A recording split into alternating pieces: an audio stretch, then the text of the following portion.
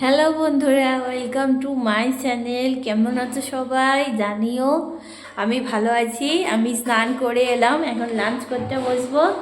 এখন ঘড়িতে বাজে ওই 1:50। হ্যাঁ, একদম 1:50। তো তোমরা সবাই লাঞ্চ করেছো? লাঞ্চ করে নাও। এখনো ফিল টাইমে 3 দিন হলো খেতে, মানে খাওয়া দাওয়াটা হচ্ছে, তাই তো? লাঞ্চটা নালে একদমই হয় না। আর এনাকে দেখাতে পাচ্ছি না, দেখালেও হয়, ওই যে লুঙ্গি পরে আছে। তো চলো তোমাদের সাথে এক ঝলক শেয়ার করি কি রান্না করেছি।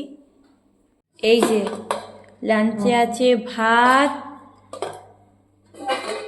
সুপার হিট, আলু পেঁয়াজ ভাজা। আজকে এই আলু পেঁয়াজ ভাজাটা আমি আলুর খোসা না ছাড়িয়েই করেছি।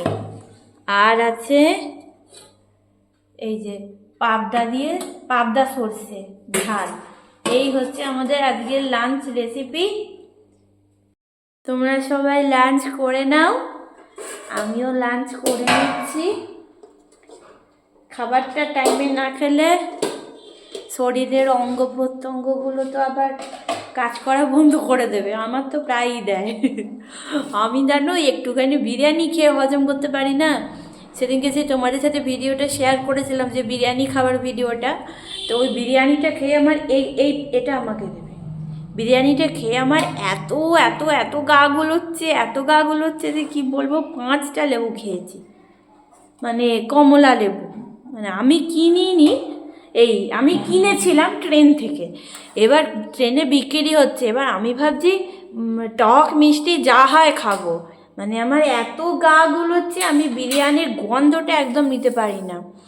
একমাত্র একটা জায়গার বিরিয়ানি ছাড়া, সেটা হচ্ছে দাদা বৌদি। ওই জায়গার বিরিয়ানিটা খেতে হবে। তোমরা কারা কারা খেয়েছো দাদা বৌদির বিরিয়ানি? তুমি খেয়েছো? একটু জোরে বলো। না খাইনি। আমি খেয়েছি কলকাতার বিখ্যাত আর্সেনাল আর আমিনিয়া। গন্ধ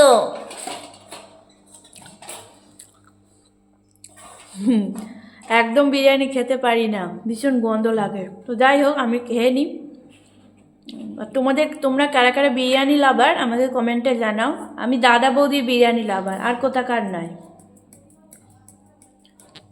চলো সবাইকে জানাই শুভ দুপুরবেলা জানিয়ে ভিডিওটা এখানেই শেষ করছি। সবাই ভালো থাকো, সুস্থ থাকো, দেখা হবে পরবর্তী ভিডিওতে।